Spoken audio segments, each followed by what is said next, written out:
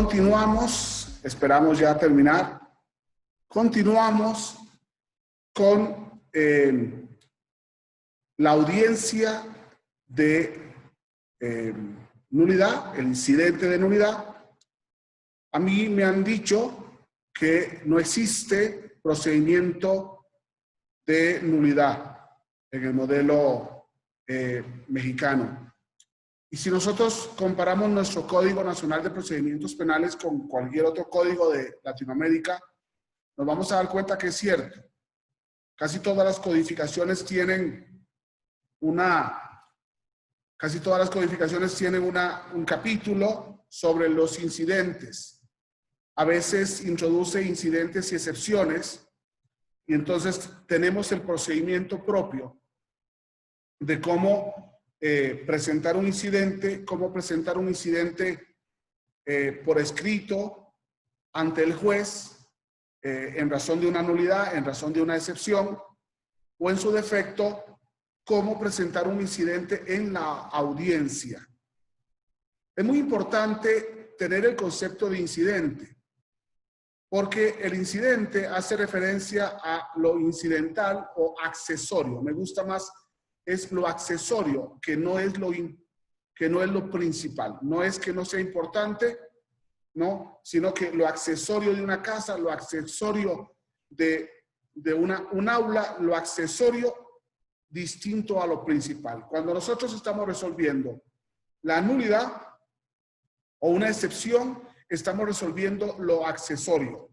Y por tanto necesitamos que el juez se pronuncie sobre lo accesorio aún cuando lo accesorio vaya a influir en lo principal. Pensemos nosotros en una excepción de cosa juzgada. El juez abre la excepción de cosa juzgada, escucha a las partes y resuelve. Y posiblemente declare con lugar la cosa juzgada y por tanto deba absolver. ¿Por qué? Porque ya el imputado fue condenado en otro juicio previamente. Entonces, aun cuando el incidente o la excepción fuera tan fuerte que influyera directamente en el principal, es un accesorio, es un incidente, es incidental y por ende no es un principal. Bien, esta idea es muy importante a la hora de decir, existe una normativa que me permita conocer cuál es el procedimiento incidental.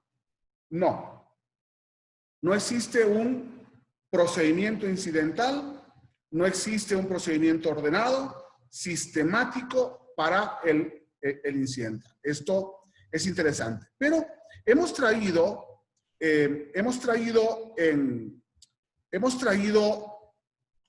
como debe ser, hemos traído una presentación que nos puede servir mucho para estudiar tres normas me parece que de forma sencilla sobre el tema de los incidentes. Ese procedimiento incidental de nulidad nos permite determinar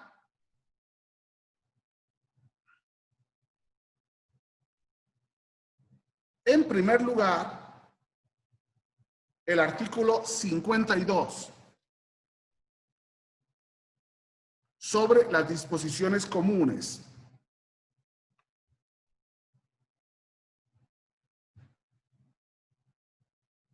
A mí me gusta mucho utilizar el artículo 52 para, digamos, como ampliar la potestad del juez, que además es un juez de control, digamos, el juez de control, que lo encontramos en el artículo 16 constitucional, párrafo 14, como un juez de garantías. De hecho, en México no se le llamó juez de garantías, como lo tenía, por ejemplo, el Código de Chihuahua, como lo tienen otras codificaciones latinoamericanas, para no confundirlo con el juez de distrito, con el juez de garantías, con el juez de amparo. Pero veamos la norma del 52. Los actos procedimentales que deban ser resueltos por el órgano jurisdiccional se llevarán a cabo mediante audiencias.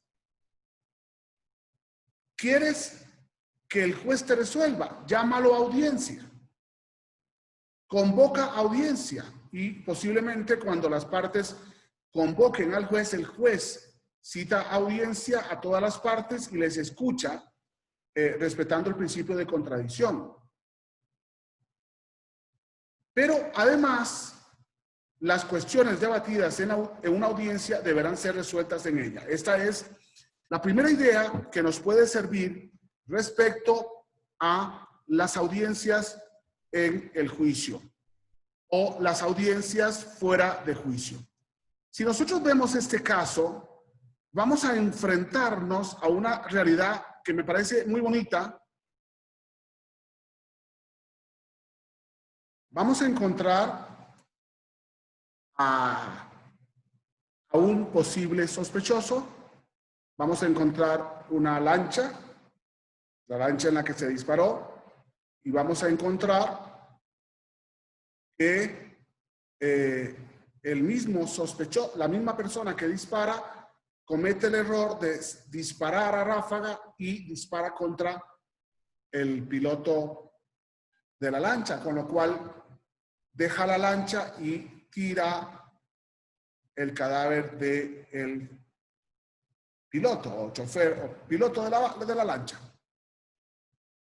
¿Qué va a pasar con esta persona detenida? Y es un tema que me interesaba mucho que pudiéramos ver ahora que estamos tratando de analizar las consecuencias de este caso.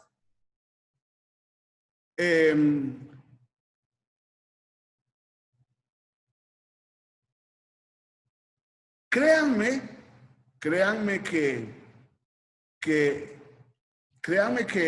el imputado fue detenido, créanme que la lancha fue encontrada, créanme que la lancha está llena de casquillos, pero que no está el arma homicida. La arma homicida la tiró en el mar.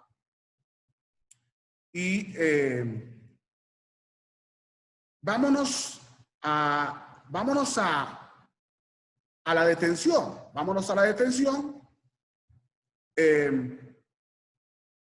para conocer su defensa. Eso es lo que me interesa a mí, que conozcamos la defensa del posible implicado en este homicidio. Quiero que nos fijemos en dos detalles. Ya en este momento del curso, ustedes tendrían que haber detectado las violaciones legales y de derechos humanos. Ustedes me van a decir, detuvimos el que llevaba la lancha y lo hicimos cantar. Y acaba de admitirlo el policía. Él es el que está cantando. Y el imputado está diciendo, ¿por qué le crees a él? Y es cierto, ¿no? La mayoría de los expertos en razonamiento probatorio hablan de por qué tengo que creerle a un testigo. Bueno, porque lo dice bajo protesta de decir verdad, bajo juramento. ¿Y por qué la protesta de decir verdad o el juramento le lleva a decir la verdad? ¿Cuántos testigos mienten? Bueno, es que lo hizo ante notario. Bueno, pero es que ¿cuántos notarios han dicho falsedad? Y entonces, cuando uno ve oye a Luigi Ferrer, a Luigi Fenol, perdón, él va a criticar la valoración de la prueba y las formas probatorias que tenemos en el siglo XXI. El mismo Luigi Ferrer Bartrán también. ¿Por qué tenemos que creer? Y es lógico que podemos impugnar esas creencias.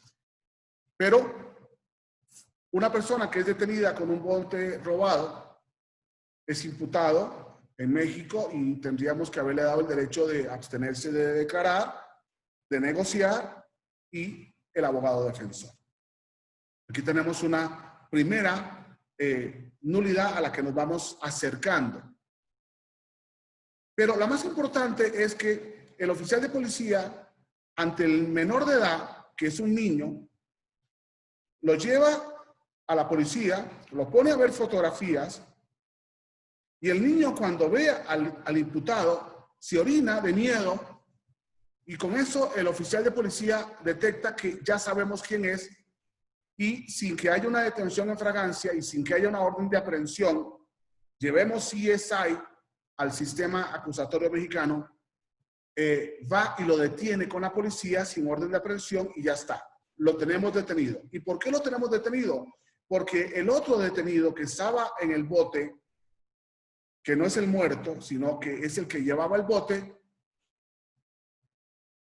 ha cantado contra él. Es decir, CSI nos está enseñando a producir prueba ilícita. CSI nos está enseñando a producir prueba ilegal y es lógico que el menor de edad requiere de sus padres, su madre, que es madre soltera, está muerta, es la ofendida, la víctima en este caso, pero necesitaríamos entonces un trabajador social, un psicólogo, que se va a llevarlo como testigo, como sujeto, como órgano de prueba, y necesitamos también que haya una persona que se responsabilice de ese menor ante la circunstancia traumática que está viviendo, cosa que a la policía no le interesó. Eso es muy importante desde el punto de vista de lo que estamos tratando de analizar. Ya tenemos detenido al imputado. Y al tenerlo detenido, vamos a ver qué nos va a decir el imputado, ¿no? Vamos a ver qué nos va a decir. El gran problema de un estratega, este imputado está siendo un estratega. ¿Por qué? Muy sencillo. ¿Qué es lo que va a pasar? Al testigo lo van a llevar a la cárcel y a él lo van a llevar a la cárcel. El imputado no lo va a matar, pero él conoce la cárcel, la conoce desde adentro y se va a encargar de que alguien lo mate y por tanto van a matar al testigo y el oficial de policía torpemente, en vez de asegurar a su testigo, lo va a entregar y va a morir. Con lo cual, ¿qué testigo tenemos que él fue el que disparó? El niño. El niño que ve una fotografía, el niño que al ver una fotografía señala al de la fotografía, no ha hecho un reconocimiento de personas todavía, posiblemente no lo haga, posiblemente lo haga, posiblemente si hacemos un reconocimiento de personas, en fila de personas, vamos al 277 y el 277 nos va a decir, ojo, abogado, es un menor de edad, ese reconocimiento tiene que hacerlo con su tutor, con su curador o con su padre y la presencia de un psicólogo. Pero posiblemente CSI no lo va a hacer así, lo va a enfrentar solo al reconocimiento de personas. Vamos produciendo un montón, una serie de pruebas que a la vez pueden irse anulando a lo largo del proceso. Y esta es una tristeza, podríamos decir, una tristeza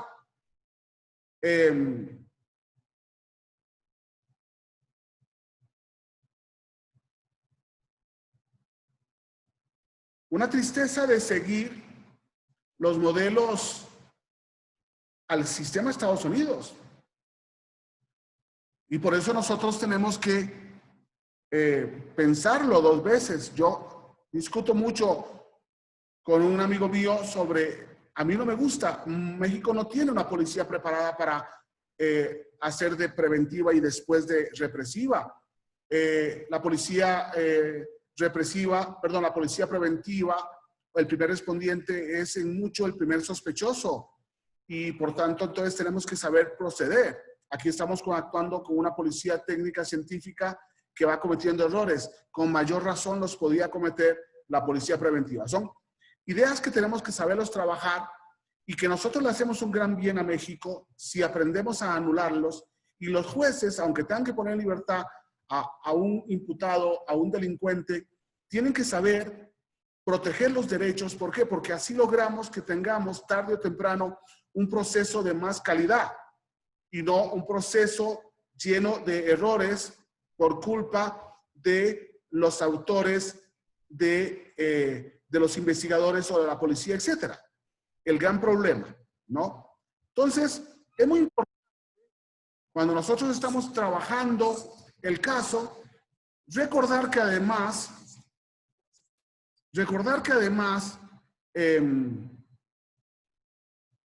tuvimos un arma, encontramos el arma, y entonces es muy posible que tengamos que enfrentar al imputado con el arma estaba en el mar, posiblemente no estén sus huellas, pero posiblemente también tengamos algunos tiros que podamos relacionarlo con el arma. Pero ya tenemos una serie, ya tenemos que tener la experiencia de saber que estamos ante un detenido, que va a salir de libertad bajo fianza y que ya ha matado o ha mandado matar al testigo en su contra, y que nosotros tenemos que tratar de trabajar con este detenido el tema de la prueba, ¿no? Desgraciadamente, la película se ha trabado y entonces me está complicando mucho poder verla con ustedes. Bien, ¿cuál era mi objetivo? Ver cómo el mismo imputado, por eso se llama propia persona, ver cómo el imputado se defiende a sí mismo anulando la prueba. Y anulando la prueba, el imputado enfrenta a la perito experta en balística. Aquí estamos.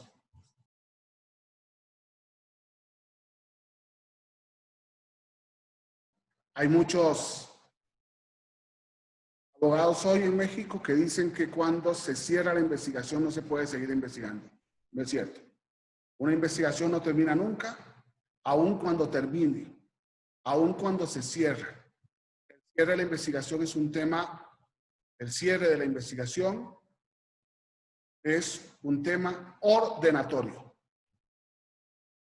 Y por tanto tenemos acá al imputado que ha sido sometido a un segundo juicio, aunque ha sido sobreseído en el primer juicio. Esto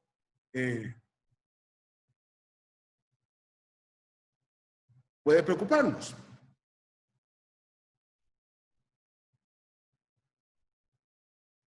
Pero el proceso es esto. El proceso es siempre las astucias y las técnicas distintas a la norma. Nosotros tenemos que dominar la norma y someter a la norma las técnicas y las estrategias.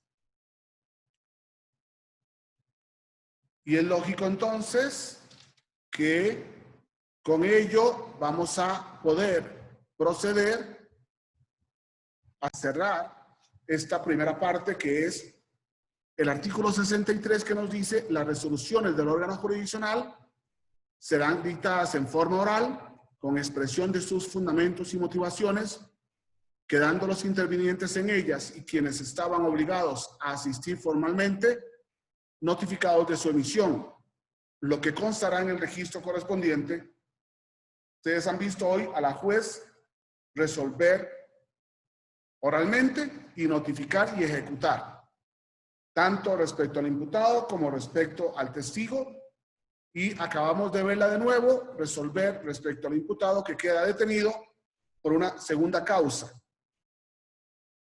Y de especial importancia, el artículo 392,